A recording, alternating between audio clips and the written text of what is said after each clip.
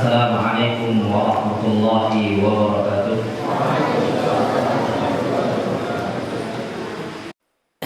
Kita perlu tahu bahwasanya yang namanya ulama salafus saleh zaman dahulu, mereka adalah orang-orang yang pertama dalam bidang ilmu. Makanya ana sering sampaikan orang-orang zaman dahulu itu bisa ngunggulin orang-orang yang ada di universitas ternama hatta di barat sana. Orang zaman dahulu kalau seandainya bermuamalah dengan ilmu itu nggak nanggung-nanggung. Sampai mereka ini bisa menghafal di luar kepala. Mau yang dari Universitas Harvardnya, dan ini sampai disampaikan, dan mereka ilmuwan mereka itu ngakuin itu. Makanya sampai di Jerman pun itu ada maktabah khusus untuk peninggalan Islam zaman dahulu, dan itu mereka akui. Jadi bagaimana mereka itu berinteraksi dengan ilmu itu besar sekali. Taib, dan ini akan kita kisahkan satu persatu insyaallah SWT pada kesempatan kali ini. Taib, ayyuhal ikhwatul kiram. Pertama, kisahnya Abu Ahmad Nasr ibn Ahmad As-Samarqandi. Ini ulama ma'ruf ahli fikih. Dia pernah mengatakan, la yanalu hadzal ilm. Orang enggak bakal bisa menguasai ilmu agama Islam, baik fikihnya, akidahnya, tafsirnya, hadisnya, illa man attala dukkanahu, kecuali untuk orang yang tutup toko. Aslinya dia pedagang nih. Dia harus tutup toko dulu, baru dia bisa nguasain ilmu agama Islam.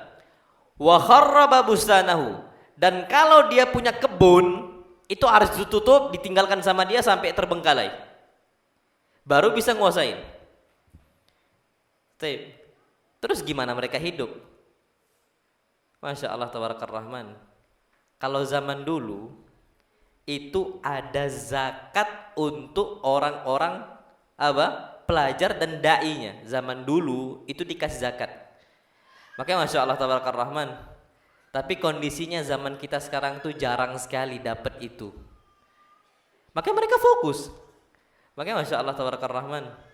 Kalau ulama zaman dulu kenapa mereka bisa hidup? Karena ditopang sama yang lain. Kalau zaman kita sekarang ustadz pun disuruh ikhlas katanya. Udahlah, tidak nyari nafkah, nggak nyari maisha, disuruh untuk ikhlas. Nggak bisa. Kalau zaman dulu mereka hidup dari zakat, dan Allah firmankan masarifuz zakah, yang berhak menerima zakat satunya wa fi sabilillah, untuk orang-orang yang berjuang di jalan Allah. Ini dua kata para ulama. Orang yang berkutat dengan peperangan, satu untuk membela dakwah Islam, yang kedua orang yang berkutat dengan ilmu. Dan mereka berhak dapat itu. Makanya mereka bisa bisa Masya Allah tabarakar rahman, mereka itu bisa fokus untuk ilmu. Makanya sampai Abu Hurairah itu berhak untuk dapatkan sedekah, berhak untuk dapatkan zakat, berhak untuk semuanya, dan akhirnya Islam bisa jaya. Dan tapi orang seperti itu sering sekali tidak kaya, alias miskin. Apalagi asatidah ulama zaman kita sekarang. Udahlah fisabilillah, pertama nggak nyari nafkah dari pagi sampai siang, dari siang sampai sore, sore sampai malam, nggak ada nyari maisha kehidupan dunia. Udah gitu Masya Allah tabarakar rahman, fakir lagi. Pertama fisabilillah, hidupnya udah untuk jalan Allah aja udah, jadi nggak ada nyari dunia. Itu yang pertama. Kedua fakir. Makanya Masya Allah tabarakar rahman disebutkan kita ini harus berjuang untuk tidak hidup mewah. Ya sudah, tawakalkan kepada siapa? Allah Subhanahu wa ta'ala. Jadi kalau santri itu mau nggak mau ada impian besar, anak ini harus menguasai banyak ilmu, warisan Nabi gitu loh ya, bukan warisan bapak dan ibu kita. Kalau warisan bapak harta, tapi warisan Nabi ilmu. Dan itu harus diraih dengan sebanyak mungkin. Dan itu ulama zaman dahulu. Tapi ayyuhal ikhwatul kiram, itulah yang terjadi sama Anas bin Malik. Anas bin Malik ini sampai bisa hidup dengan kondisi susah. Malik ibn Anas, Imam Malik ibn Anas. Imam Malik ibn Anas ini gurunya Imam Syafi'i. Dan ma'ruf sampai zaman kita sekarang kalau disebutkan Imam Malik berarti imam apa? Madhab. Ternyata Malik ibn Anas disebutkan oleh Ibnu Qasim, afdal bi Malik ibn Anas rahimahullah talabul ilmi ila an naqada saqfu baitihi. Saking seringnya Malik ibn Anas menuntut ilmu sampai akhirnya lupa untuk memperbaiki atap rumah dia yang rusak. Sampai apa yang terjadi? An-naqada saqfu baiti, sampai roboh atapnya. Gampangnya kalau plafon kita sekarang itu sampai bocor habis apa? Ya udah kehujanan. Mau memperbaiki nggak bisa. Karena nggak ada apa? Fulus. Nggak ada yang untuk perbaiki. Apa yang terjadi? Imam Malik memikirkan malam hari daripada gitu hancur, faba'a khasyabahu. Diambil, dipotong kayunya, dijual sama dia untuk apa? Untuk belajar dan untuk bekal dia belajar. Makin dihancurkan untuk apa? Dia bisa berlanjut untuk apa? Menuntut ilmu. Syuh. Tidurnya nggak ada atap, kita masih ada apa? Atap. Makanya Masya Allah, kalau ulama sampai tidur kayak gitu, gimana kita kok maunya tidur di atas kasur, tidurnya nyenyak. Makanya Masya Allah ya, kita itu harus punya motivasi besar, cita-cita besar. Bagaimana ulama salaf melaksanakan, kita laksanakan. Kayak anak itu sebenarnya nggak suka santri yang suka balik ke asrama, na'am sahih. Sukanya tidur di asrama. Itu kalau bisa dibilang ya takutnya malah menjalar kepada kemalasan gitu loh. Oke, anaknya Masya Allah tabarakallah, kalau anak itu sering contohkan kepada santri itu, bukan contoh omongan ya, sampai contoh fi'li ya gitu, sampai pekerjaan. Anak itu ada spring bed di rumah, anak jurul bait, anak hajar rumah itu 4 bulan gak ada istri. Tanya santri, anak tiap malam tidur di sini, biar mereka tuh paham, jangan kebanyakan tidur di rumah. Ada kasur bukan kasur biasa, spring bed. Ana lebih milih di karpet, biar mereka tuh faham bahwasanya ilmu tuh nggak bisa diambil dengan apa? Dengan kemalasan. Boe malas. Ana selalu tiap ini tidur jam 2. Ana ajak santri. Kenapa? Kalau ana tidur sendiri sini banyak nyamuk. Ana pernah tidur sini semua, Masya Allah nyamuk datang semua. Akhirnya ana suruh semua santri tidur di masjid biar bagi-bagi nyamuknya. Makanya etikaf nggak ada nyamuk. Kenapa rame-rame kita? Tapi kalau sendiri habis, Masya Allah banyak nyamuk sekali. Dan itu kebiasaan ulama salaf zaman dahulu. Ashabus Sufa, orang-orang Ashabus Sufa, Abu Hurairah dan kawan-kawannya, kenapa mereka menguasai ilmu yang besar seperti itu? Karena rajin tidur di mana? Masjid. Kecuali ada istri, baliklah. Kalau tak ada istri kita, santri, istri tak ada, anak tak ada, suka balik ke mana? Asrama. Istirahat ke asrama. Padahal habis itu belajar lagi gitu loh. Makanya harus dikunci asrama itu. Jangan sikit-sikit asrama, sikit-sikit asrama, sikit-sikit asrama. Makanya anak Pak dari sejak di Bukhari dulu, anak nggak pernah tidur di kasur. Makanya terkenal berantakan. Memang nggak bagus juga tapi ya. Anak itu selalu letakkan baju itu di atas kasur, nggak bisa ditiduri. Tidur di mana? Di kursi maktabah, kursi perpustakaan. Anak gabungkan 4 kursi, tidur selalu di situ. Di SCDI selalu anak tidur di atas meja guru. Jadi meja ustadz ada meja besar kayak kita ini, Pak. Anak tidur di situ, bawa bantal aja. Tidur di situ. Dan anak nggak pernah tidur di kasur. Sampai akhirnya abang anak Ustadz Yahya itu, abang anak nelpon abi anak, "Pak, Iam nggak pernah tidur di asrama." Marahin itu. "Loh, di mana nak tidurnya?" "Di kelas, di meja ustadz," katanya. Ditelepon dibilang, "Nak, bapak ini udah bayar loh SPP. Tidur asrama." "Apa fungsi bapak bayar itu?" Anak tuh cuman ada gambaran ulama salaf zaman dahulu itu lebih memilih susah. Nabi SAW bisa nggak beli katun untuk tidur di atas apa? Kapuk. Wallahi bisa. Tapi Nabi pilih apa? Pilih tikar. Kalau Nabi tidur di atas kain, bisa nggak Nabi SAW? Wallahi bisa. Tapi Nabi SAW itu malah memilih kain yang kain, antum tahu sabut kalau untuk cuci piring Itulah kasarnya bantal Nabi kita Muhammad sallallahu alaihi wasallam. Kalau mereka lebih memilih itu, lebih memilih untuk dekat dengan Allah, kenapa kita milih untuk jauh dari siapa? Allah.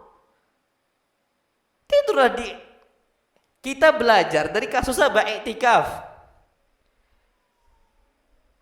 Santri bisa lo tidur di mana? Masjid. Qalbuhu mu'allakun bil masajid. Orang yang dinaungi oleh Allah Subhanahu wa taala itu adalah orang yang hatinya terpaut dengan apa? Masjid. Enggak usah untuk baca Quran, untuk istirahat saja, nyaman dia di masjid itu sudah apa dihitung apa pahala, apalagi ke masjid untuk ibadah, ke masjid untuk sholat, ke masjid untuk baca Quran, ke masjid untuk apa dan sebagainya. Itu ulama zaman dahulu udah pilih untuk hidup apa susah. Yang penting mereka ini bisa menuntut ilmu. Makanya Masya Allah, memang itulah kondisi. Dan dari dulu Masya Allah kita perlu tahu hidup itu memang harus susah. Nah sekarang walhamdulillah udah ada istri, anak bisa balik lagi kemana? Ke rumah, walhamdulillah, senang anak. Tapi kalau enggak, anak akan tinggalkan, anak akan terus hajar bait, anak akan terus hajar tuh rumah, tinggalkan tuh rumah, tinggal di sini. Loh, ngapain di rumah sendiri sedangkan ada rumah siapa? Allah. Paling enggak kan kita dinaungi sama malaikat. Allah tuh senang sama kita, dikunjungi rumahnya. Dan itu kondisinya. Makanya ayuhal ikhwatul kiram, lihatlah ulama salaf zaman dahulu. Mereka itu banyak bersulit dan tidur pun susah. Cuman untuk apa? Cuman untuk dekat dengan ilmu. Nah tiba-tiba ada santri yang sukanya malas, balik ke asrama terus. Kalau udah waktu main ternyata senang sekali, tapi kapan waktu tidur cepat sekali. Itu nasallallahu salamata wal afiyah. Makanya banyak kata para ulama kita itu bisa ngambil dari kasus Ramadan. Ulama salaf zaman dahulu, Ramadan sama luar Ramadan itu sama. Cuman polanya yang berbeda. Kalau luar Ramadan bahas hadis, bahas fikih. Di Ramadan mereka juga sama-sama membahas, tapi membahas diganti, membahas apa? Al-Quran Al-Karim. Fokus di Al-Quran Al-Karim. Makanya kalau Masya Allah santri kita itu bisa sampai 10 kali khatam. Ana wallahi kaget. 10 kali khatam berarti 3 hari khatam sekali. Wallah ajib ini. Udah kayak Imam Syafi'i pun. Tapi Imam Syafi'i zaman dulu, ini Imam Syafi'i zaman kita sekarang. Santri Imam Al-Albani kan gitu. Dan itu wallahi ajib. Ada yang 9 kali, ada yang 6 kali, ada yang 5 kali. Itu sebenarnya berarti di luar Ramadan pun kita bisa kerjakan hal yang sama. Sama, kita tinggalkan kasur, kita tinggalkan kamar kita di asrama dan sebagainya. Bisa di iktikaf, harusnya di luar iktikaf juga apa? Bisa, kecuali ada wajib peraturan pondok untuk wajib tidur di asrama. Ana dulu sebelum ada peraturan tidur di asrama itu wajib, ana selalu ke masjid dulu. Masih kelas 2 mutawasid, masih ingat ana.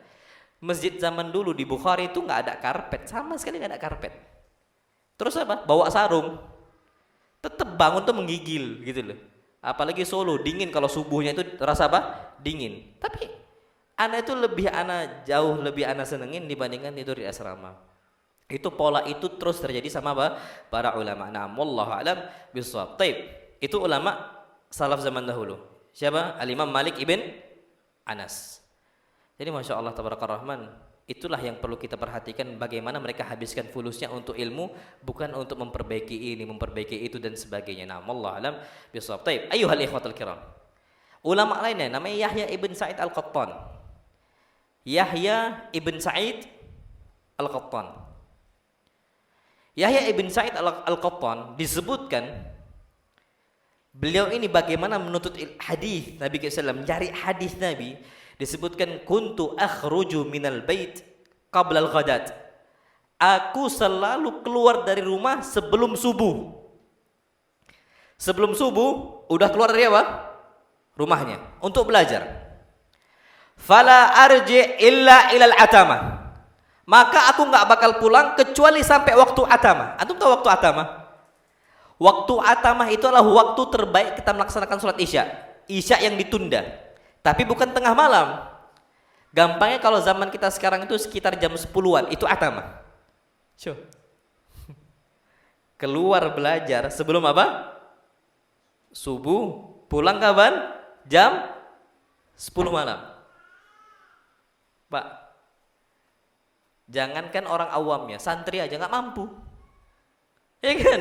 Zaman sekarang, jangankan orang awamnya, santri pun banyak yang gagal. Kalau ditantang, bisa nggak santri ini keluar semisal jam 4 pagi, keluar dia ke masjid, baca Al-Quran Al-Karim. Gak boleh pulang lo ya, sampai kapan? Waktu atama. Yahya ibn Sa'id Al-Qattan itu bisa. Harusnya kita seperti itu. Cuman kalau seandainya kita punya istri, baliklah. Punya anak, balik. Cuman kalau masih sendiri kita, ngapain banyak balik ke rumah? Harus sampai waktu atama baru pulang mereka. Dan ini bisa sama mereka bisa. Maka ayyuhal ikhwatul kiram, kalau kita sendirian tuh jangan sering-sering balik ke rumah. Ke masjid belajar, ke kelas kajian. Wih, masya Allah, ana ini ada yang nggak ana fahami tentang nahu. Taib, panggil ikhwah, ayo kita belajar nahu. Itu kalau apa? Besar himmahnya. Panggil fulan, panggil alan, kakak kelasnya panggil. Kak, apa maksud ini ya? Apa maksud itu ya? Apa arti ini ya? Tanya sama kakak kelas. Tapi pakai bahasa Arab, saya kena hukum. Pakai bahasa apa? Arab. Tanya, apa arti ini? Apa arti itu? Di kelas. Kalau belum waktu atamah jangan pulang. Ini pada isya langsung pulang, habis makan langsung apa ke asrama. Ada pulang tidur. Ulama zaman dulu nggak bakal pulang sampai waktu atamah. Makanya peraturan kita juga jam 10 baru boleh pulang masuk asrama. Aslinya ulama zaman dulu nggak ada. Dari siang sampai waktu atamah. Mereka nggak mau apa? Tinggal di rumahnya. Nggak mau tinggal di asramanya. Dan itu terjadi sama mereka. Apa yang mereka kerjakan? Banyak baca. Untuk memahami apa? Memahami ilmu yang mereka nggak ketahui. Jadi Pak, Masya Allah, ulama zaman dulu tuh kenapa saking semangatnya belajar? Ada sebuah pepatah mengatakan an-nasu a'da'u ma jahilu. Seseorang itu akan memusuhi apa yang dia nggak tak ketahui. Jadi gini, ada banyak kasus orang mengamalkan sebuah amalan, kita benci sama dia gara-gara mengamalkan suatu amalan, dan kita nggak tahu ternyata hukum itu boleh. Makanya mereka itu jangan sampai menghukumi sesuatu hal yang dan mereka nggak tahu itu. Makanya mereka banyak tanya, mereka habiskan waktu mereka untuk mencari terus sampai mereka faham, baru apa mereka puas. Jadi banyak kasus orang-orang tuh yang kritis tuh banyak. Dan kita harus jadi orang yang apa? Kritis. Banyak tanya, Pak, kalau dalam agama itu, ana itu termasuk kritis sana. Anda tuh merasa nggak puas kapan Ustadz jelaskan terlalu singkat dan ada satu hal yang Anda nggak pahami. Anda tuh nggak mau kalau Anda nggak nanya. Anda tuh harus nanya gitu loh. Kalau Anda nggak tahu, Anda akan nanya dan Anda nggak akan diam aja. Oh, udahlah. Kayak Anda sampaikan pernah. Kalau nggak salah Anda sampaikan di sini. Dulu ada Ustadz Ana di Bukhari namanya Ustadz Adi Abdul Jabbar. Hafizahullah. Itu Masya Allah beliau. Beliau duduk di antara dua sujud itu menggerak-gerakkan apa? Jari apa? Telunjuk. Kita kalau mengisyaratkan jari telunjuk itu kapan? Ketika tasyahud. Ini beliau isyarat dengan jari telunjuk kapan? Duduk di antara dua sujud. Ana nanya, kan kita nih pondok kita di Ta'limil Qur'an wa Sunnah ala Nahji Salafil Ummah. Kita ini pondok Imam Bukhari adalah pondok yang untuk mengajarkan Al-Quran Al-Karim dan Sunnah Nabi SAW di atas manhaj salaful ummah. Manhaj salaf ini benci dengan amal bid'ah. Taib. Kalau ada orang menggerakkan hal yang baru, jari tasyahud itu, jari ketika duduk di antara dua sujud, kalau nggak ada syariatnya, apa hukumnya bid'ah? Karena nanya sama kakak kelas. Ya anak masih awam, masih kelas 1, masih awam. Anak nanya, kenapa beliau itu gerak-gerakkan jari telunjuk ketika duduk di antara dua sujud? Oh, kata kakak kelas itu, anak pernah. Ini kakak kelas ngomong lagi, nukilkan kakak kelas. Ada dalilnya.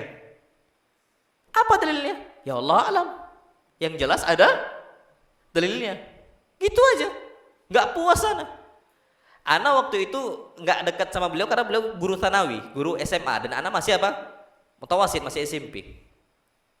Selalu anak tanya kakak kelas, jawabannya sama. Apa? Yang penting ada dalilnya. Udah, gak usah banyak tanya. Jadi di-cut pula kita. Untuk nggak apa? Nggak bertanya, itu terjadi.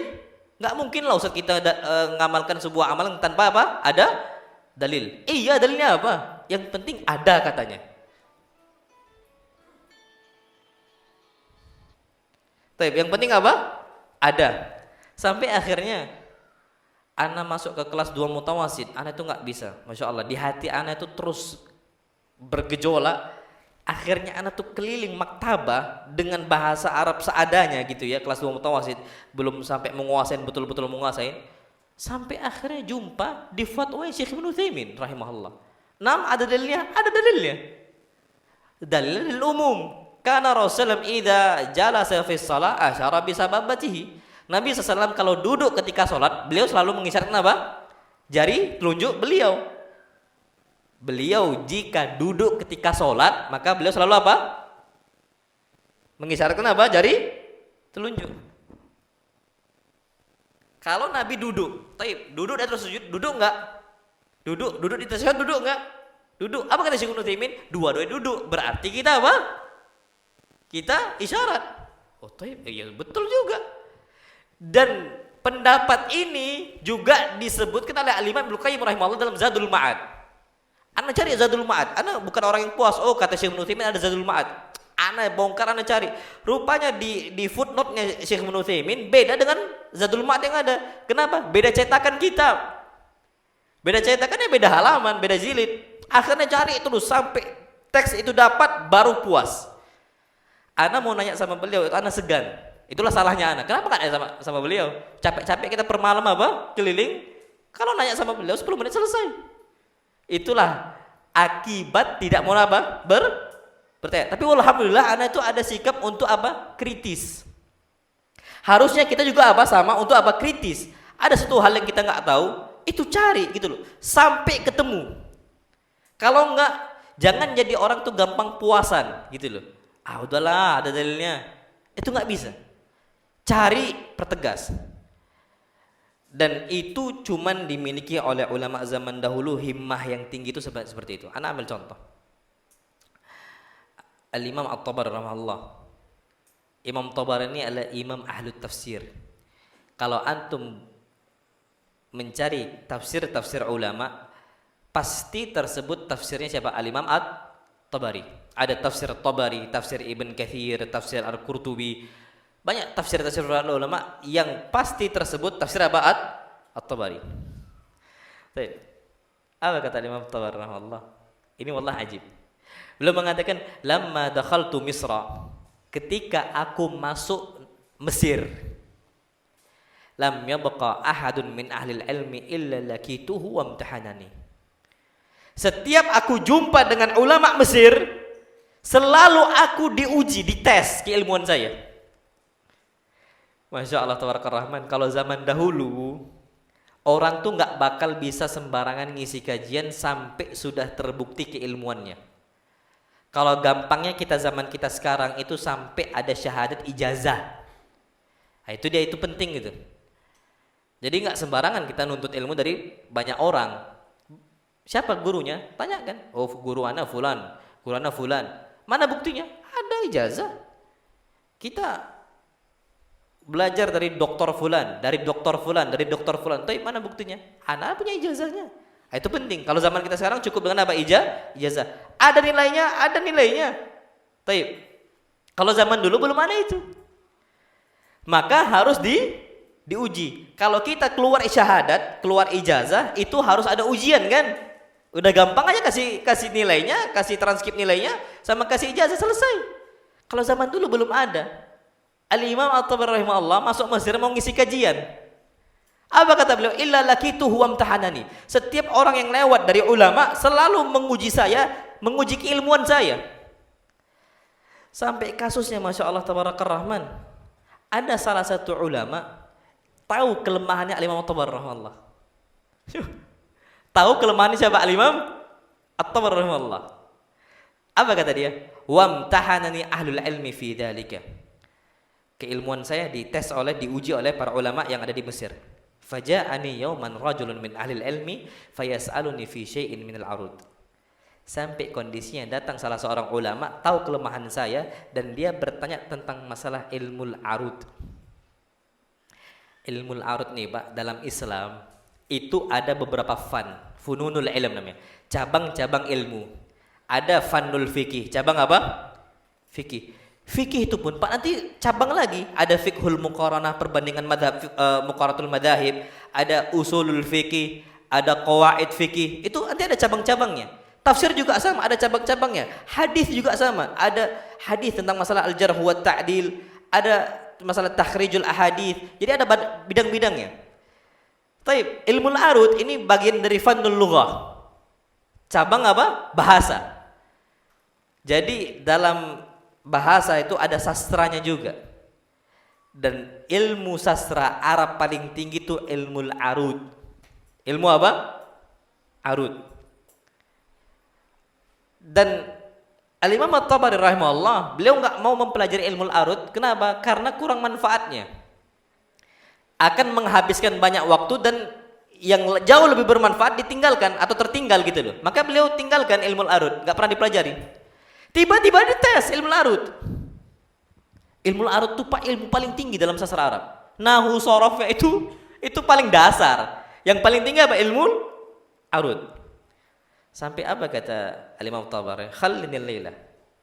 Wahai fulan, kalau engkau mau tes saya dalam urusan ilmu arud, tolong kasih saya jeda 1 malam saja. 1 apa? 1 malam. Antum tahu, Masya Allah. Antum bisa nggak belajar nahu 1 malam? Belajar apa? Nahu 1 malam. Belajar bahasa Arab udah berapa pertemuan akhirnya gugur. Ini ilmu apa? Arud 1 malam. Ini masyhur ceritanya di mana-mana. Al-Imam Tabari rahimahullah, khallinil laila, kasih saya satu malam saja. Fatalabtu min ahdi ikhwani kitaban fil arud lil Khalil ibn Ahmad. Maka aku minta kepada saudara saya, ulama juga, kitab Ilmul Arud miliknya Al Khalil ibn Ahmad. Tolong kasih saya Ilmul Arud, kitab. Dipelajari Pak dari ba'dal isya sampai subuh. Apa kata Imam Tabari rahimahullah? Fama asbaha as-sabahu illa waqad hafiztu ilmal arud. Di pagi hari semua ilmu arud, kaidah-kaidahnya semua aku hafalkan dan aku bisa pahami. Kita aja baru fa'il, maf'ulun bihi, baru huwa humahum, terus hiya humahunna, itu sampai berhari-hari. Fa'ala fa'alu fa'alat fa'alata fa'alna. Ujian sorof dapat 20. Udah belajar 1 malam, Masya Allah, diputar-putar huwa humahum hiya humahunna antatuma. Cuman akhirnya pas ujian pun dapat kecil, merah, atau apa, remedi. Al-Imam At-Tabari rahimahullah, semuanya difahami ilmu arad dan dikuasai oleh ilmu arad. Apa kata dia? Bitu lailati wa ana ghairu arudi. Di malam hari aku bukan orang arudi. Orang arudi ini ahli arud. Aku bukan orang arudi. Wa asbahtu wa ana rajul arudi. Dan di pagi hari ini aku adalah rajul arudi. Orang paham apa? Arud. Tes saya. Dites semua ilmu arud dan bisa ngisi kajian di Mesir. Itu Imam Tabari. Kalau kita sekarang kayak gitu kondisinya, udahlah, mending enggak usah ngisi kajian di Mesir. Cari tempat lain aja lah. Kalau dites kayak gitu, aduh ya Allah, harus belajar ilmu arud ini. Udahlah, cari tempat lain, pindah ke tempat lain, akhirnya ngisi kajian tempat lain. Kalau Al-Imam At-Tabari rahimahullah lah, kritis orangnya. Sampai akhirnya bisa menguasai apa? Ilmu arud. Dan itu enggak sembarang orang loh Pak bisa apa? Bisa memahami itu. Makanya orang-orang seperti itu Pak, memang mereka ini fokus dalam ilmu. Mereka ini enggak bisa main-main. Akhirnya itulah mereka terbengkalai seringnya. Masya Allah, sampai disebutkan Syu'bah bin Hajjaj. Syu'bah bin Hajjaj ini ma'ruf, ulama hadis. Syu'bah bin Hajjaj, apa kata dia? Idza ra'aital mahwara fi baiti insanin farhamhu. Ini Syu'bah bin Hajjaj ahli hadis. Jika engkau melihat orang itu memiliki azan, afadhal adzan dulu kalau adzan. Adzan belum nih? Adzan ya? Fadhal adzan dulu.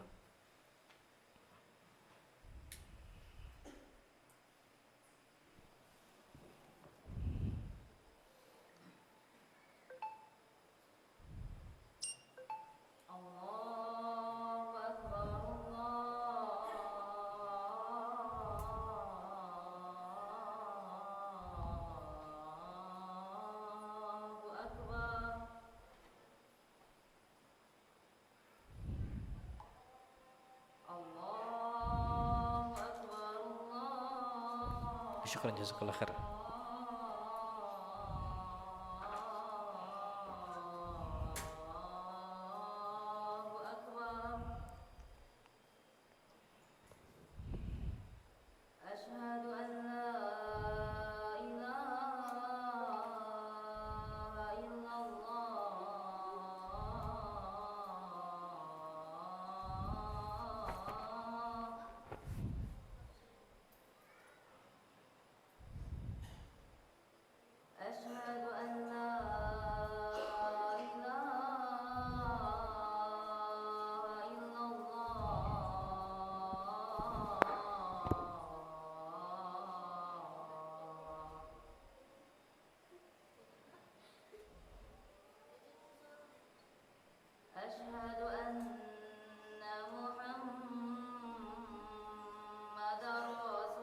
Syukran jazakallah khair.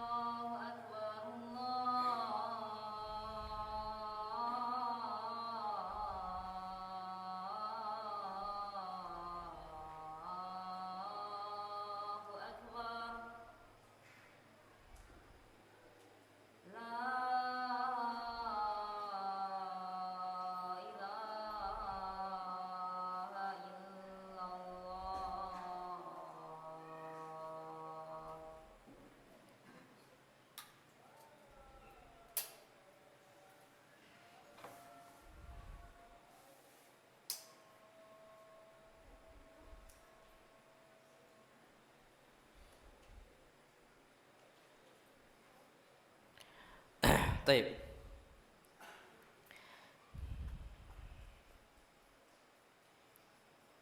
Taib. Syu'bah bin Hajjaj ini adalah Amirul Muhaddithin atau Amirul Mu'minin fil Hadis. Syu'bah bin Hajjaj adalah ulama besar dan bahkan pemimpin dalam bidang apa? Hadis.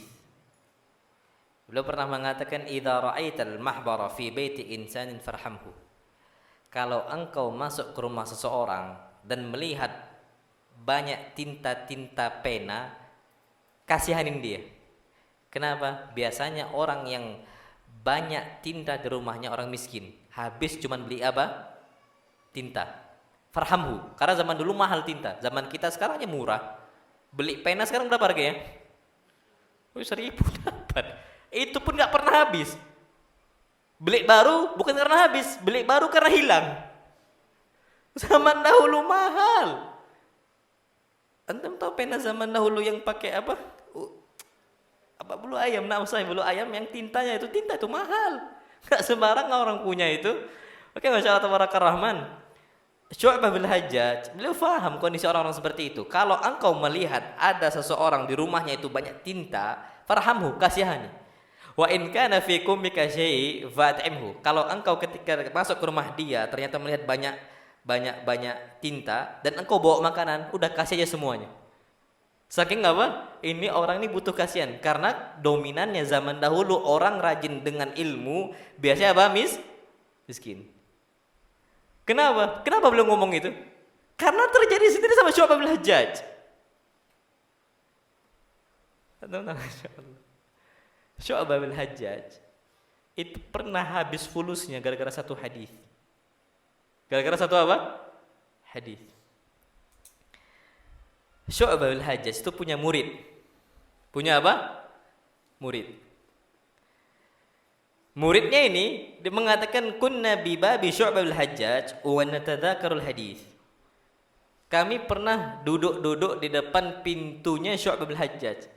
Orang zaman dulu itu sering duduk di depan rumah ustaz. Kapan ustaznya buka pintu langsung nanya apa ilmu. Ini kata murid sendiri, kunna natadzakarul hadis inna babi Syu'bah. Kami duduk-duduk di pintu Syu'bah, di depan pintu Syu'bah. Fakultu, apa kata muridnya Syu'bah bin Hajjaj? Dia mengatakan haddatsani Israil. Telah bercerita kepada saya Israil. An Abi Ishaq As-Sabi'i. Dari Abi Ishaq As-Sabi'i. An Abdullah bin Atha. Dari Abdullah bin Atha.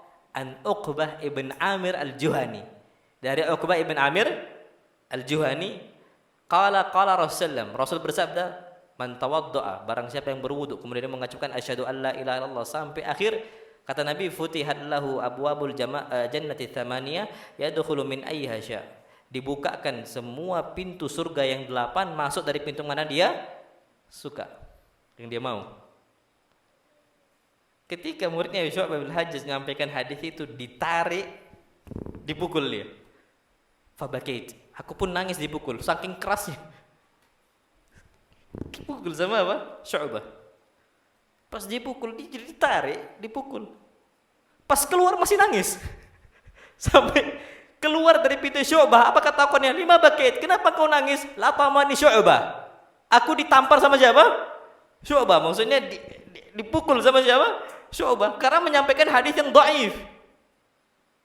Kenapa marah Syu'bah? Kasusnya Syu'bah bin Hajjaj itu dapat hadis itu. Tapi dalam riwayat itu dari Israil. Dari Israil dari apa? Ahmad As-Sabi'i. Dari As-Sabi'i dari siapa? Hasyuf. Langsung Alqamah. Baru dari siapa? Dari sahabat Nabi kita Muhammad sallallahu alaihi wasallam. Taib. As-Sabi'i ini mudallis, termasuk minal mudallisin, termasuk orang yang melakukan tadlis. Tadlis itu apa? Jadi gini. Ana punya guru. Guru ana dapat hadis dari guru ana. Guru ana dapat hadis dari guru ana. Ini ana hilangkan 2, ana langsung loncat ke atas. Karena hidup satu zaman. Ana ambil contoh, semisal gini. Ana hidup di zaman Syekh semisal Al-Albani. Al-Albani punya guru, punya murid. Muridnya punya murid, muridnya punya murid. Ana sezaman, walaupun ana masih kecil, ana langsung loncat. Haddath atau an Syekh Al-Albani. Dari Syekh siapa? Al-Albani. Orang mungkin bisa tertipu. Ana langsung apa? Ngambil hadis dari siapa? Syekh Al-Albani. Jadi udahlah dihapus rawi-rawinya, langsung an-ana, langsung loncat ke an. Jadi orang ngira ini dari siapa? Dari fulan. Jadi As-Sabi itu juga seperti itu, langsung loncat ke Alqamah. 3 orang dihilangkan sama dia. Apa kata Syu'bah? Aku dari Kufah. Berangkat ke Mekah di musim haji. Di musim haji ke Mekah bukan untuk haji. Untuk apa? Untuk ngecek hadis satu. Ini Syu'bah yang mengatakan, Syu'bah bin Hajjaj. Ketika sampai di Mekah, apa kata dia? hadis itu dari seorang rawi di Madinah. Berangkat ke Madinah. Habis dari Madinah dia mengatakan, saya, kata rawi yang di Madinah, saya dapatkan hadis itu dari orang di Kufah. Ya Allah. Dari Kufah ke Mekah, Mekah ke Madinah, Madinah balik ke mana? Kufah lagi. Enggak jadi haji. Memang cuman untuk apa? Mengecek status hadis tadi.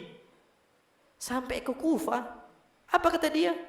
Haddatsani an fulan an fulan an fulan, baru ke sahabat Nabi kita Muhammad sallallahu. Dihilangkan 3 rawi. Salah satu rawinya ada Hausyab namanya. Hausyab ini apa statusnya? Dhaiful hadis. Hadisnya lemah. Kalau Hausyab nyampaikan hadis, hadisnya apa? Lemah.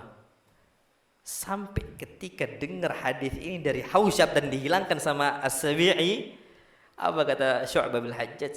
Dammir hadzal hadis. Campakkan hadis ini. Karena hadis itu hadis apa? Dhaif. Satu hadis dhaif pula.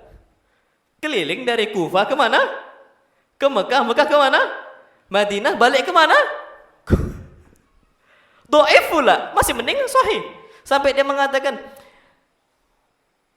in kana hadzal haditsu sahihan, kalau seandainya hadis ini sahih, fahuwa aghla indi min kadza wa kadza, itu jauh lebih mahal bagi saya dibandingkan harta dunia seisinya. Tapi ternyata hadis itu apa? Dhaif.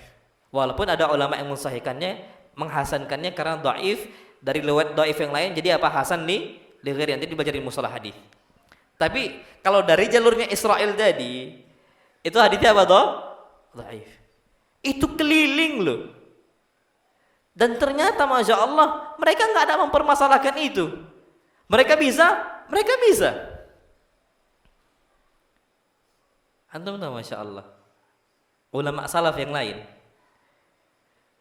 Syekh beliau mengatakan, kharastu min biladis Syam, min Dimashq ila Misr.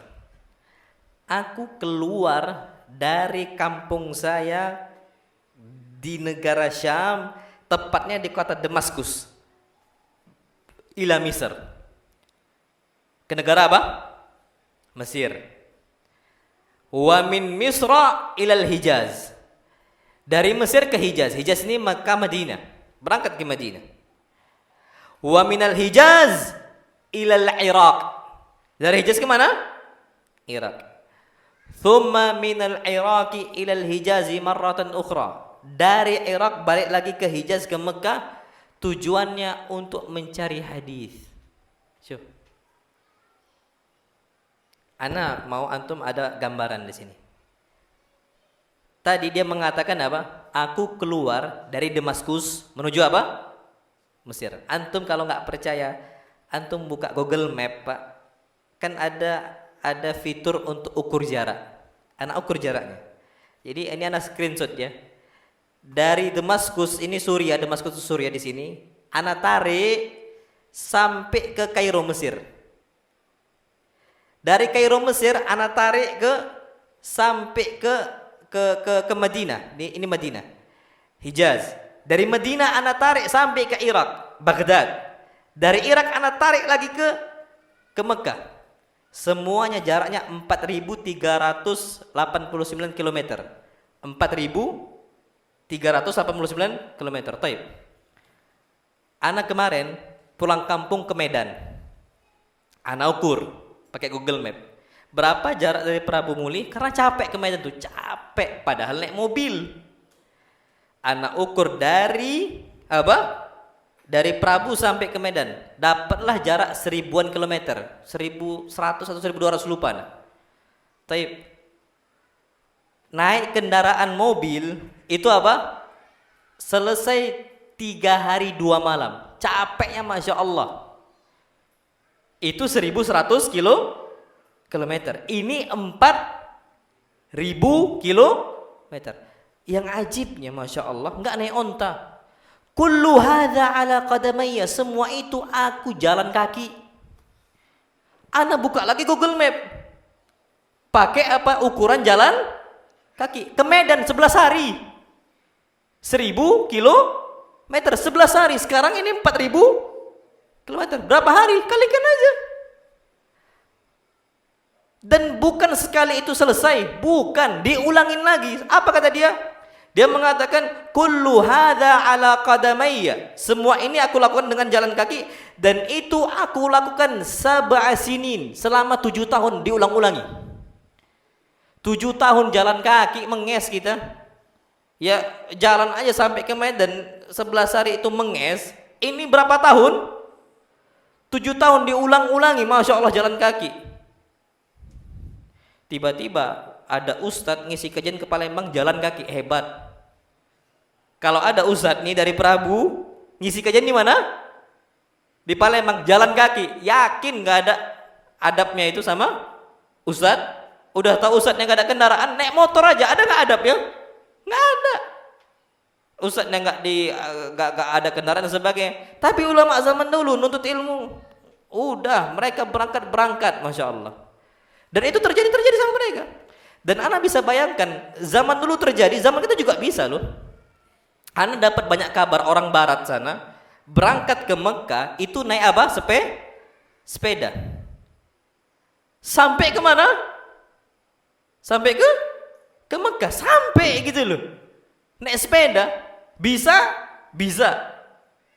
Dan itu mereka kerjakan cuman untuk melaksanakan ibadah haji. Dan Masya Allah Tabarakar Rahman. Dan itu ulama zaman dulu saking berharganya bagi mereka warisan Nabi kita Muhammad SAW. Karena itu yang Nabi kasih ke kita. Nabi gak pernah ngasih harta. Nabi gak ada peninggalan harta dirham, dinar. Wallahi Nabi gak tinggalkan emas, perak Nabi gak tinggalkan. Yang Nabi tinggalkan itu ada depan kita, Sahih Bukhari, Sahih Muslim, hadis-hadis Nabi kita Muhammad SAW. Dan itu harus ditempuh dengan jarak yang jauh. Taib, kiaskan dengan kita sekarang. Kapan ada tablik akbar? Semisal di Padang, berangkat gak kita? Berapa kilometer itu? Padang, ukurlah gak nyampe 1000. Aduh, ndaklah capek. Linggau aja banyak batal. Padahal masih apa? Sumsel. Masih Sumsel. Naik kereta pun nyampe kita 30.000. Kalau nggak salah 30.000, anak ngecek tiketnya soalnya. 30.000 nyampe ke sana. Cuman banyak kita, aduh jauh nian. Apa kita udah ngomong apa? Linggau tuh jauh. Ulama zaman dulu dekat. Kenapa? 4.000 km jalan kaki. Diulangi seberapa tahun? 7 tahun. Kita naik kereta api, ya Allah nggak nyampe 1 hari. Coba cek nanti malam, nanti kita cek tiket kereta dari Prabu jam 2 nyampe mungkin jam berapa? 2 malam kalau nggak salah ya, jam 2 malam nyampe mungkin subuh. 4 jam. Ini 7 tahun. Makanya Masya Allah Tabarakar Rahman. Dan itu makanya sampai Masya Allah, perjalanan mereka itu bukan perjalanan yang hutan-hutan, banyak tanaman, banyak hewan. Lah, mereka itu sahara. Apa sahara? Gurun, padang pasir, nggak ada apa-apa. Antum tahu Iran? Dulu Iran itu tempat termasuk pusat ilmu. Iran zaman dulu itu terkenal ma'ruf. Ada satu gurun, kalau antum lihat ada di channel orang Turki, ada, anak lupa, Ruhi apa gitu kalau salah, orang Turki. Jadi ada gurun terpanas itu sampai derajatnya itu nggak wajar, sampai disebutkan nggak ada kehidupan. Gurun paling panas di atas muka bumi. Anak sampai terbayang, ulama zaman dulu wajar sampai minum kencing sendiri saking kehausan. Anak sampai ketika lihat video itu, antum buka, itu ada bahasa Indonesia ya itu, yang Ruhi apa lupa, coba Ruhi Turki, coba antum buka itu. Ada gurun terpanas itu. Anak sampai lihat, kalau ulama zaman dulu wajar kencing mereka sampai jadi darah, dan wajar mereka sampai minum apa? Air kencing sendiri. Kenapa? Jalan kaki cuman untuk menimba ilmu hadis Nabi kita Muhammad SAW. Dan bagi mereka nggak apa-apa mati. Bagi mereka nggak ada masalah untuk meninggal di jalan, nggak ada masalah. Kenapa? Karena mereka tahu Nabi SAW mengatakan, man kharaja fi sabilillah, barang siapa yang keluar jalan Allah Subhanahu Wa Taala, barang siapa man kharaja min baitihi liyata'allama ilman aw liyata'allama khairan aw liyu'allimahu, barang siapa yang keluar dari rumahnya tujuannya untuk mempelajari kebaikan ataupun mengajarkan kebaikan agama Islam, famat, di tengah jalan dia meninggal, fahuwa fi sabilillah, maka dia mati syahid di jalan siapa? Allah. Maka mereka ini tuh nggak ada masalah, ya mati nggak ada masalah lah. Makanya kadang-kadang perbekalan nggak ada, tapi bisa. Syuf, taib. Ulama yang lainnya, Sa'id ibn Musayyib. Ada yang mengatakan ibn Musayyab, ada yang mengatakan ibn Musayyib. Tapi Allah alam, Sa'id ibn Musayyib itu lebih bagus. Dia mengatakan, in kuntu la aghibul ayyama wal layaliya fi talabil haditsil wahid. Aku sering sekali berhari-hari meninggalkan istri dan anak saya, tujuannya untuk mencari satu hadis. Untuk mencari apa? Satu hadis. Tapi istri dikasih bekal dulu. Cukup bagi dia untuk semisal perjalanan sebulan, dikasih bekal sama sebulan, jadi nabung. Wajar mereka miskin. Gampangnya kita mau berangkat lama nih, kasih istri dulu nafkah selama 1 bulan, tinggalkan untuk mereka berangkat. Dan itu saya sering kerjakan, kata Sa'id bin Musayyib rahimahullah. Kalau kita baru pergi sebentar udah kangen istri, pasti itu. Yang anak aja risau 4 bulan, baru 4 bulan risau. Ini ulama sampai ada yang bertahun-tahun, sampai masya Allah tabarakallah. Ya namanya kita kangen sama anak, kangen sama istri. Tapi ulama zaman dulu itu sampai bisa hilang loh. Karena mereka ini lebih rindu dengan siapa? Allah Subhanahu wa Ta'ala. Tapi kalau kita sekarang, kita harus pastikan istri kita harus cukup semuanya. Dan kalau sekarang ini kan udah ada kondisi apa? Handphone, kita berangkat ke semisal ke pondok, pisah sama orang tua selama 1 tahun. Kalau kita sekarang ada kesempatan untuk nelpon orang tua, telepon. Sa'id bin Musayyib sering hilang beberapa hari, beberapa malam, itu sering ninggalkan keluarganya. Bapak ibunya ditinggalkan, dan itu sering sekali, dan kangennya masya Allah. Tapi tetap mereka itu bisa. Padahal belum ada zaman handphone. Ana ambil contoh. Al-Imam Ahmad ibn Hanbal rahimahullah. Ya masya Allah. Dia mengatakan, kuntu rubama aratul bukura ilal hadith. Aku sering sekali berangkat mencari hadis, mempelajari hadis Nabi itu sebelum subuh udah berangkat. Aku pengennya sebelum subuh. Apa kata dia? Dia mengatakan, fata'khudhu ummi thiyabi wa taqulu hatta yu'adzan lil fajr. Wahai Imam Ahmad, wahai Ahmad, kata dia, kata ibunya, jangan keluar sampai adzan apa? Subuh. Kata Imam Ahmad, aratul bukur al hadis. Aku padahal ingin cepat keluar mencari hadis, duluan mendapatkan hadis itu sebelum subuh keluarnya. Tapi ibuku selalu memakaikan aku pakaian itu ketika kapan? Waktu azan. Hatta yu'adzanil fajr. Wahai Ahmad, tunggu dulu sampai azan apa? Fajar. Fayaqulu ajlis. Ya karena ibuku yang minta, ya sam'an wa ta'ah. Sami'na wa ta'na, permintaan orang tua, enggak bisa lah. Ajlis. Maka aku apa? Duduk. Wa kuntu rubbama bakartu ila majlisi Abi Bakar bin Ayyash wa ghairihi qablal fajar. Tapi kadang-kadang aku tuh sering sekali kalau majelisnya Abi Bakar bin Ayyash, aku keluar sebelum subuh minta izin sama orang tuaku. Kenapa? Kalau Abu Bakar ibn Ayyash ngisi kajian itu faedahnya besar dan banyak yang sudah berbondong-bondong di majelis di depannya. Ahmad ibn Hanbal nggak mau telat, selalu apa? Mau duluan, masuk duluan Ahmad ibn Hanbal. Kenapa? Kalau azan keluar habis. Karena ini majelis siapa? Abu Bakar ibn Ayyash. Kalau kita sekarang santri, masya Allah, kapan nggak ada ustadznya? Masya Allah, ngobrolnya masya Allah, senangnya masya Allah. Itu pun suka telat. Santri itu datang, ustadznya duluan datang. Harusnya yang duluan datang itu santri atau ustadz? Santri. Murid yang harus duluan datang, bukan ustadznya. Ini ustadznya pun lupa semisal, senang kali. Jangan panggil ustadznya. Ngobrol aja sini. Itu ada. Tapi Ahmad ibn Hambal masih kecil itu udah pemikiran tuh beda gitu loh. Mereka tuh Masya Allah tabarakallah wajar sampai mengeluarkan karya besar seperti Musnad Ahmad ibn Hambal. Dan itu mereka pelajari sampai zaman kita sekarang itu ada. Nah, ambil contoh. Ulama lain, Ikrimah ma'ruf. Ikrimah ini muridnya sahabat Nabi SAW. Siapa namanya? Ikrimah? Siapa nama gurunya? Ibnu Abbas. Jadi Ikrimah ini budaknya Ibnu Abbas. Coba perhatikan di sini. Ibnu Abbas itu nggak mau mulai kajian sampai kapan? Kata Ikrimah, kana Ibnu Abbas yaj'alu fi rijlayya al-qaid wa yu'allimuni al-Qur'an wa sunnah. Ibnu Abbas itu nggak bakal ngajar saya Al-Quran dan Sunnah sampai kapan? Hatta yaj'al fi rijlayya al-qaid, sampai kaki saya diikat nggak bisa tegak. Sekarang santri, ustadznya baru masuk 15 menit, Ustadz izin. Kemana? Toilet. Nanti bentar-bentar lagi, Ustadz izin. Kemana? Toilet.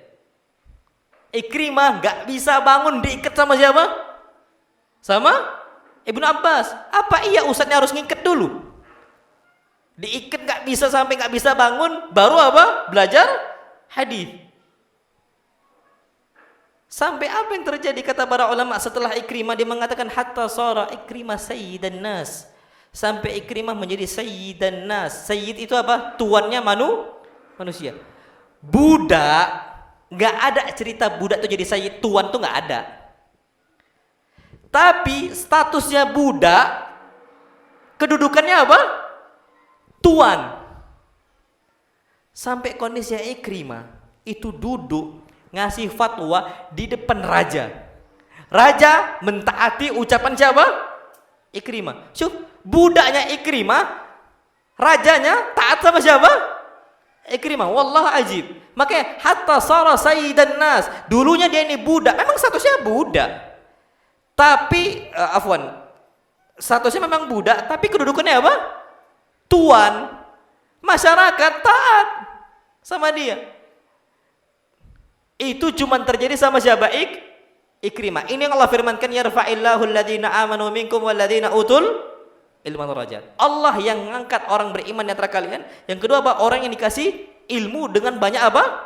Derajat. Ini kata Allah, budak bisa lo terhormat. Dan Masya Allah Tabaraka Rahman, itu terjadi sama mereka.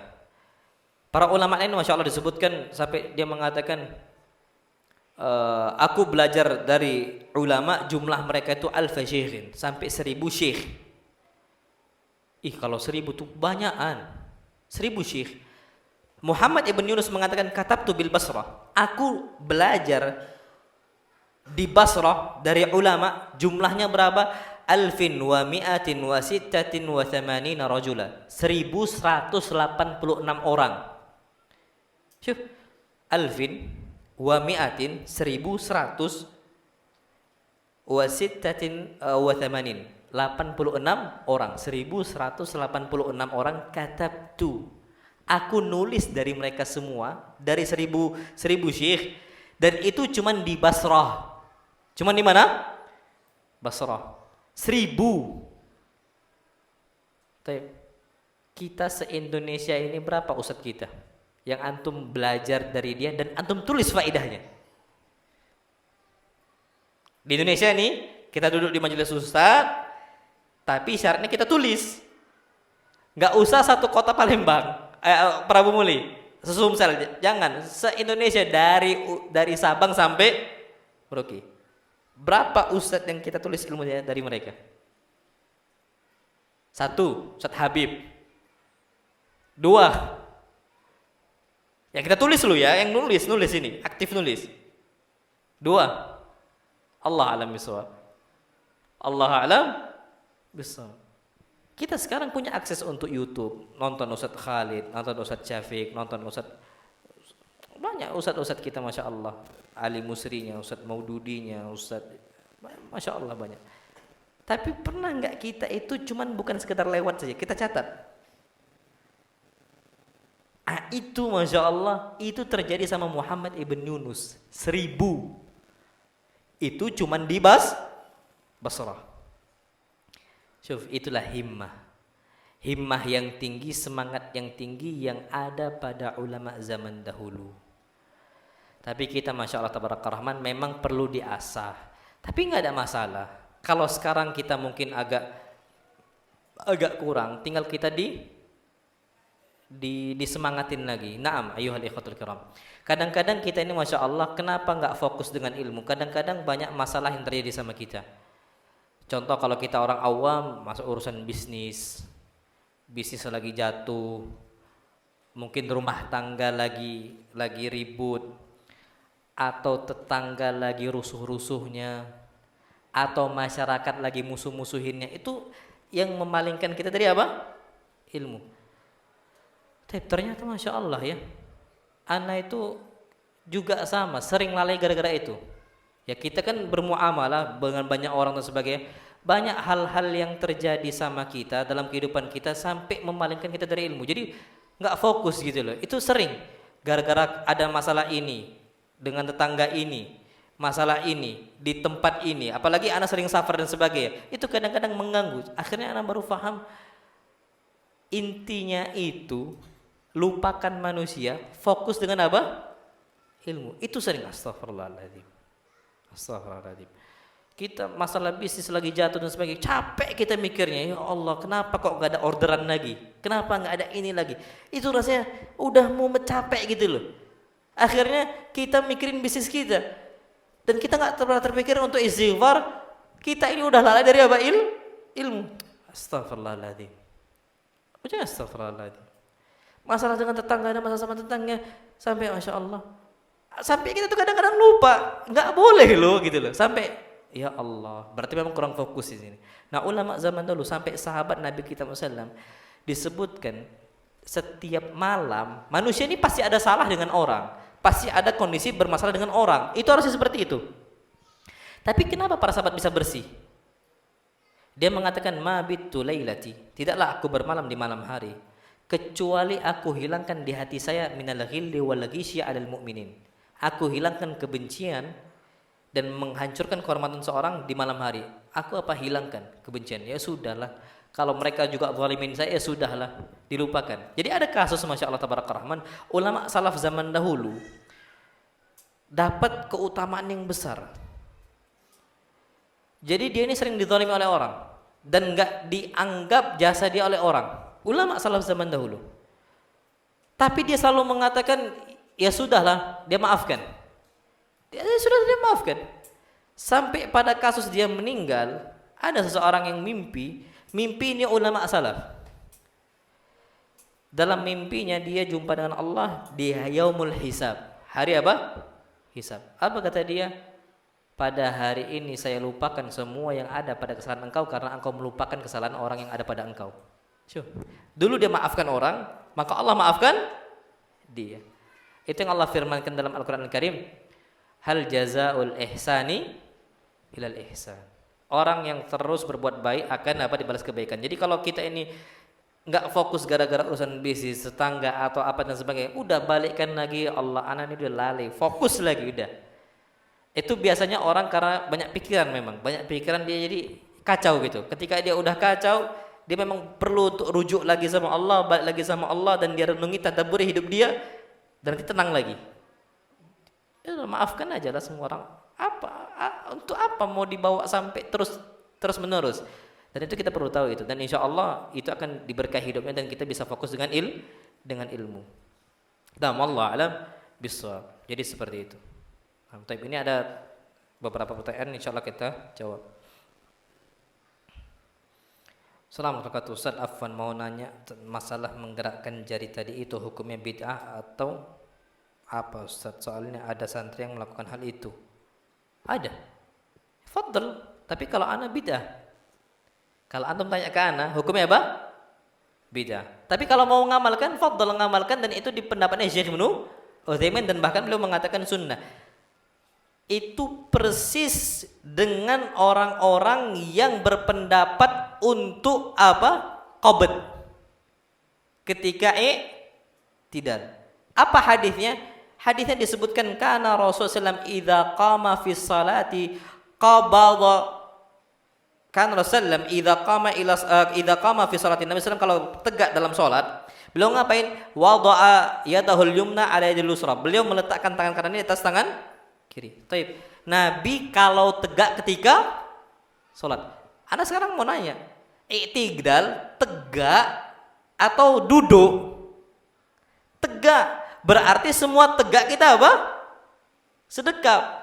Makanya kita lihat banyak para ustadz juga yang sedekap ketika apa? I'tidal. Tapi kalau itu ditanyakan ke anak, apa hukumnya? Anak kan jawab bid'ah. Kenapa anak jawab bid'ah?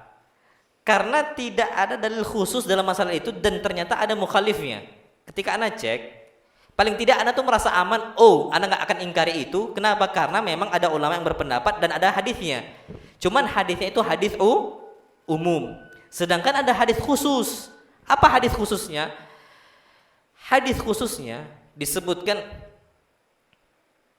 Nabi SAW ketika ba'da ruku, beliau SAW balikkan semua anggota tubuhnya seperti semula. Sendi-sendi seperti semula. Berarti seperti semula, seperti di mana? Di bawah, selesai. Karena kita sebelum ngapa-ngapainnya kita tangan kita di bawah seperti semula dari awal. Mafasil sendi-sendi itu seperti awal. Dan ana rasa itu lebih tepat. Tapi kalau ada yang mau berpendapat dia mau bersedekap ketika i'tidal, ya fadhal, karena ada hadis tadi, tapi hadisnya hadis umum. Ada yang gerak-gerakkan semisal ada yang mengisyaratkan dengan ketika duduk di antara dua sujud juga tidak ada masalah sama sekali. Tapi kalau Syekh Al-Albani rahimahullah, beliau mengatakan perbuatan itu bid'ah. Tapi Syekh Ibnu Utsaimin justru mengatakan amal itu apa? Sunnah, dan jangan ditinggalkan. Ya, tinggal pilih saja, sama kayak orang mau kaki duluan ketika sujud atau apa? Tangan duluan. Terpulang ke masing-masing apa? Pendapat. Nah, wallahu alam bissawab. Assalamualaikum Ustaz, afwan, waktu Idul Fitri ana dan keluarga ana ke kuburan kakek ana, terus ada ana, dia mimpin doa, terus ana menjauh dari kuburan kakek ana. Apakah sikap ana betul? Syukran Ustaz. Assalamualaikum. Harusnya jangan menjauhi dari kuburan ketika berdoa. Harusnya dari awal jauhi apa? Ziarah kubur ketika apa? Idul Fitr. Kenapa? Karena berdoa di kuburan boleh atau tak boleh? Berdoa, mendoakan mayit di kuburan boleh atau tak boleh? Boleh. Yang enggak boleh berdoa kepada mayit. Berdoa untuk mayit boleh enggak? Boleh. Apa hadisnya? Nabi SAW habis nguburkan, apa kata Nabi? Istaghfiru li akhikum was'alu lahu tathbit fa innahu al-ana yus'al. Kalian berdoalah agar dia diampunkan oleh siapa? Allah. Dan mintakan ketetapan lisan dia di hadapan Allah. Kenapa? Karena saat ini dia sedang diapain? Ditanya. Berdoa enggak kita? Berdoa. Maka doa kita apa? Allahumma ighfir lahu warhamhu wa'afihi wa'fu anhu. Ya Allah, ampunkan dia, maafkan dia. Wa tsabbithu, dan kokohkan ucapan dia. Karena lagi ditanya, minta ketetapan apa?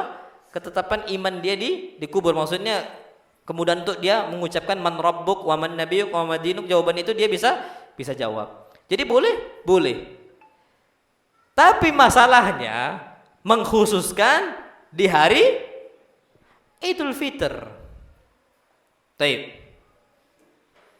Hari Idul Fitr, hari apa? Hari raya, hari Id. Apa artinya hari Id? Hari senang-senang. Dulu orang-orang Yahudi ada 2 hari Id, kata Nabi SAW. Dan Allah udah ganti 2 hari Id itu dengan Idul Adha sama Idul Fitr. Senang-senanglah. Antum ziarah kubur ketawa atau nangis? Ketawa atau nangis? Nangis. Hari Id jangan sampai penat pikiran kita. Makanya nggak boleh, hukumnya haram antum puasa di hari Id. Antum puasa senang atau capek?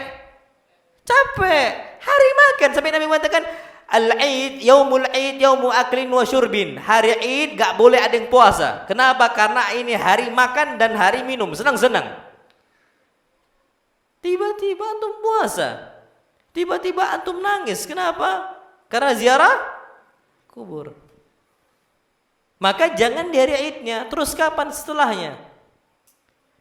Kalau abi ana ziarah kubur, tapi diam-diam gak ngajak, ya karena lagi sibuk nih kan. Anak nanya, Bunda, mana bapak? Ziarah kubur nak. Lah kok gak ngajak-ngajak? Jadi ziarah kubur itu cuman beberapa menit sebelum kami berangkat dari Medan ke Palembang. Naik beca, berangkat ke kuburan, mau jumpa sama abahnya, mengucapkan salam, doakan, selesai pulang.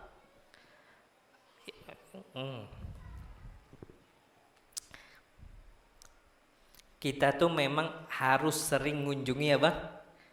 Bapak ibu gitu loh. Naam sahih. Sampai Nabi kita Muhammad SAW itu minta izin untuk ziarah kubur ke siapa? Umminya. Padahal ummi apa? Kafirah, kafir. Tapi Allah bolehkan gitu loh. Kenapa Allah bolehkan? Kafir aja boleh dikunjungi loh. Masa muslim kita nggak pernah tahu kuburan bapak kita di mana? Kuburan ibu kita di mana? Sampai Syekh bin Bas mengatakan dekatlah ke samping kuburan itu, mintakan doa kepada Allah SWT untuk dia. Dan kata Syekh bin Bas nggak ada masalah sama sekali. Tapi jangan di hari Id. Antum balik ke rumah bapak itu kan senang sekali kan gitu. Sama kita balik ke rumah ke kuburan bapak kita, kakek kita itu senangnya masya Allah. Datang, cuman jangan dikhususkan hari apa? Id. Ya, 4 hari setelah Id, karena antum balik kampung mumpung pulang kampung gitu loh. Cuman jangan dipaskan hari Id, nanti orang akan mengatakan ada fadilah khusus untuk ziarah kubur di hari apa? Id. Itu sedangkan nggak boleh kita tuh untuk bersedih-sedih di hari Id. Ya, siapa yang nggak nangis datang ke kuburan bapaknya? Wallahi semua orang akan nangis gitu loh. Siapa yang nggak nangis datang ke kuburan umminya? Pasti semua orang akan nangis.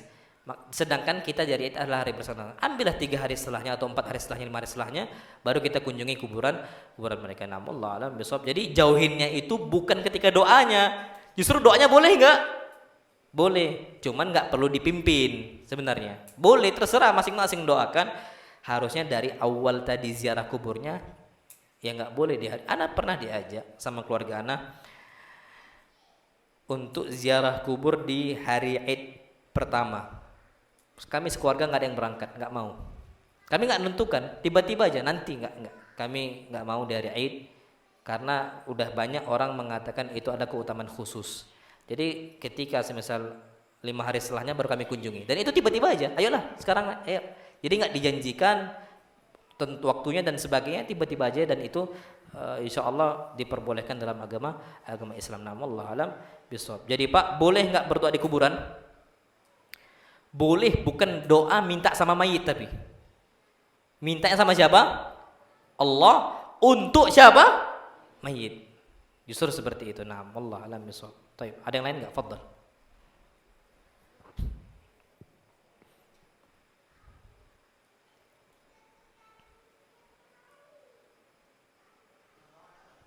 Hah? Doa? Ngadap kuburan. Taib. Doa yang paling bagus itu kita menghadap kemana? Kiblat. Itu yang paling afdal, yang paling bagus.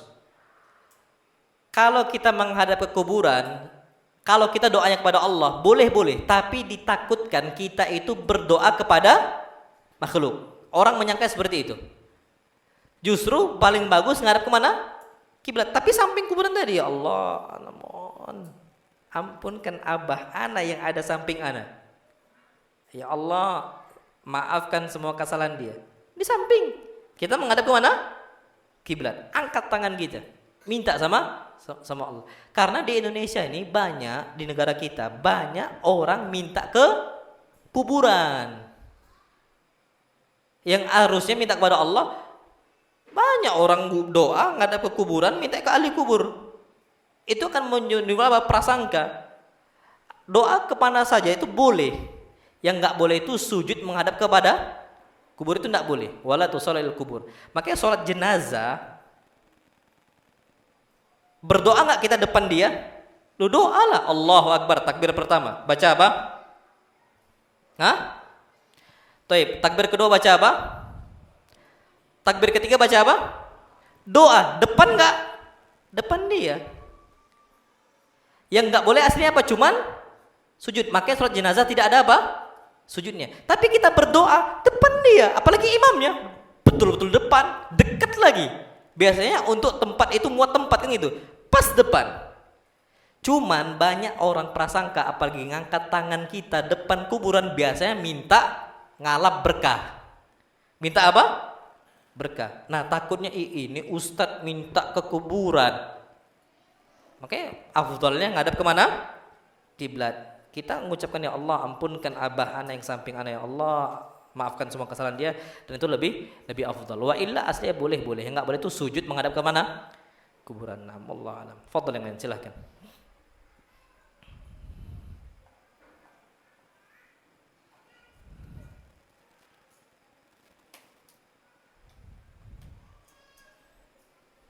Tiap enggak ada ya?